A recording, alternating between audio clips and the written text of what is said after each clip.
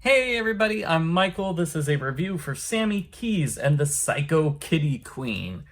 This is a great book. I liked it. It's book number 9 of the series. It's hard to believe I'm halfway through the series. So I don't want the series to end.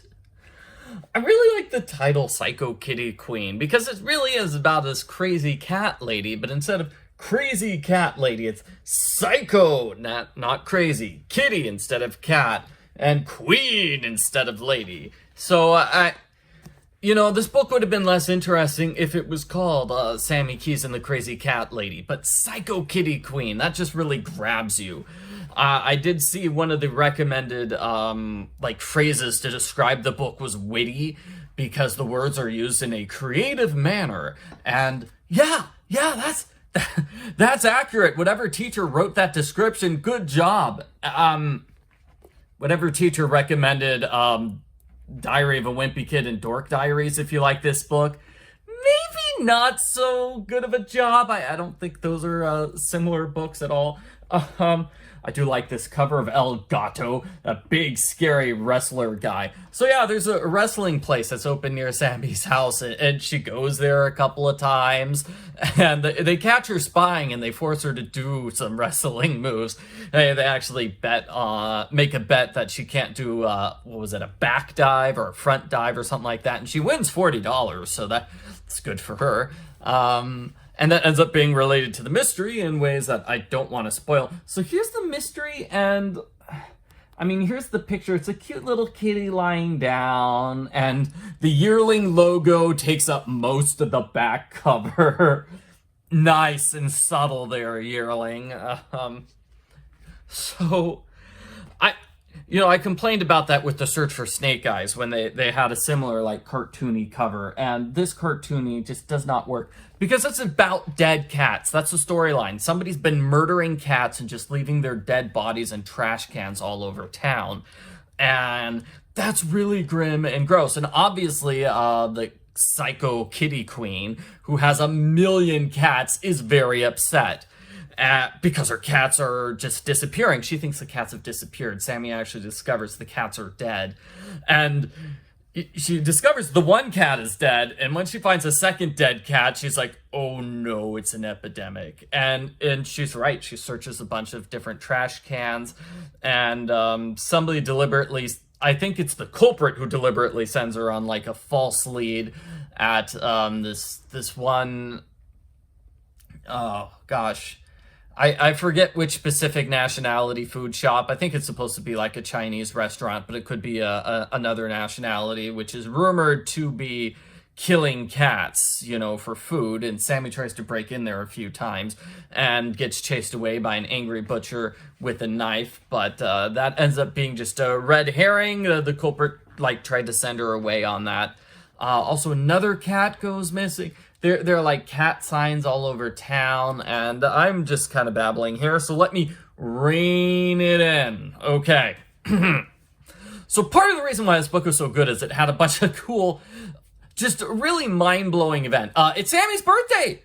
Wow, that's kind of big and exciting, right? So it's Sammy's birthday, and her mom shows up, and those are two big, exciting things, because we get to see a bunch of her mom. It turns out Sammy has the same birthday as Heather Acosta, which is just crazy. They're going out for a birthday brunch at the exact same place, and Heather is furious, and we get to see Heather's mom. I don't think Heather's mom really talks, but she shows up 3 times in this book. We haven't really seen too much of her.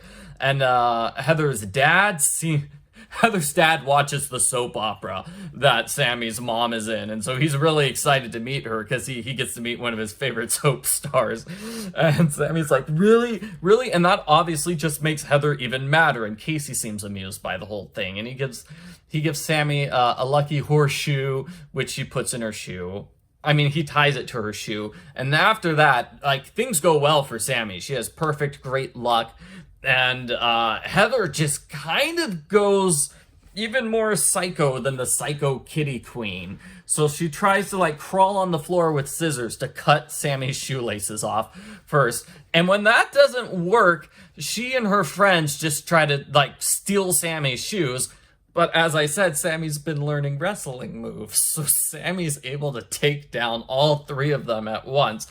And luckily, Sammy doesn't get in trouble for this because there are plenty of witnesses, including a bus driver, who can say she wasn't the instigator of the fight. It's clearly an unfair fight, like 3-on-1, right? Sammy...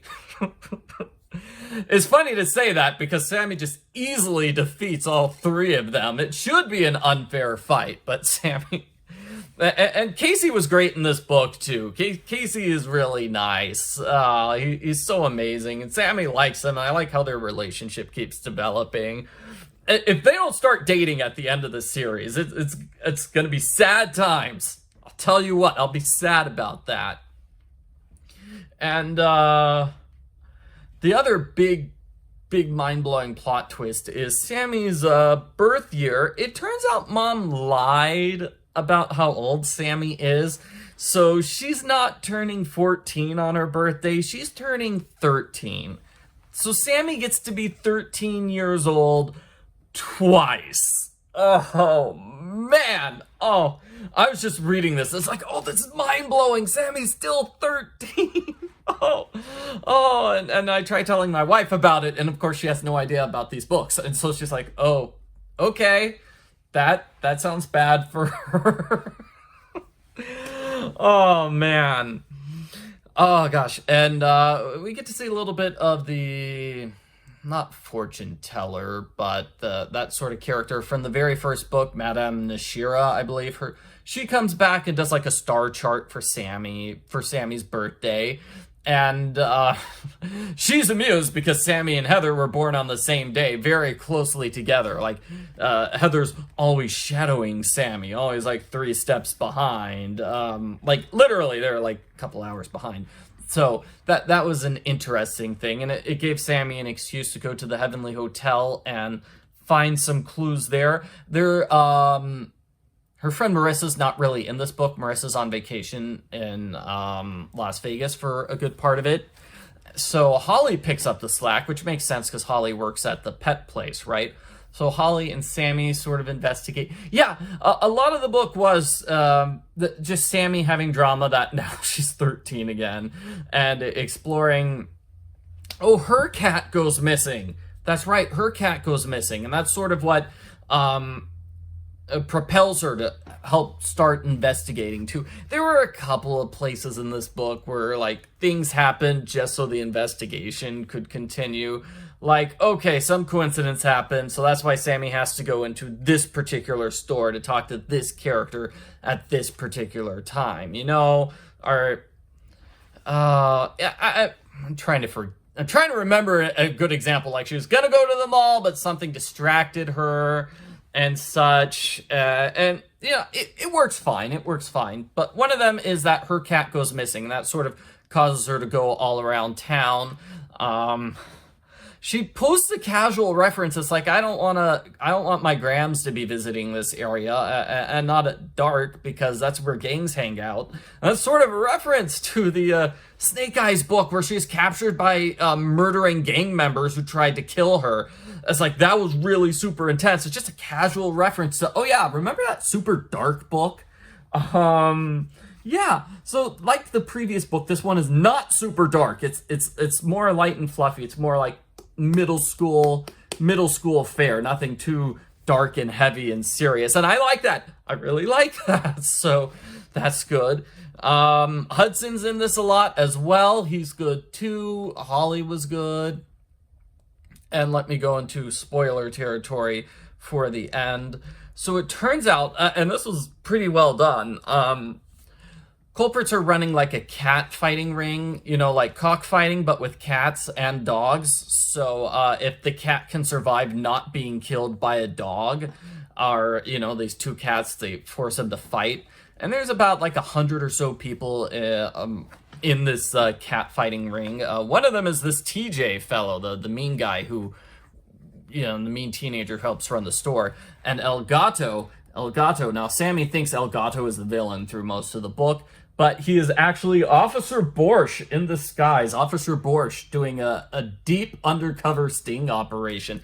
And that was a great twist that I did not see coming. So it really worked out well. And I especially like the ending with Officer Borsch, where he basically admits to Sammy without saying out loud that he knows she's living with her grandmother illegally, and he's not going to pursue it. He's gonna let her get away with that because she really is a good person, and he really does care about her. And he's like, you know what? I've met kids your age.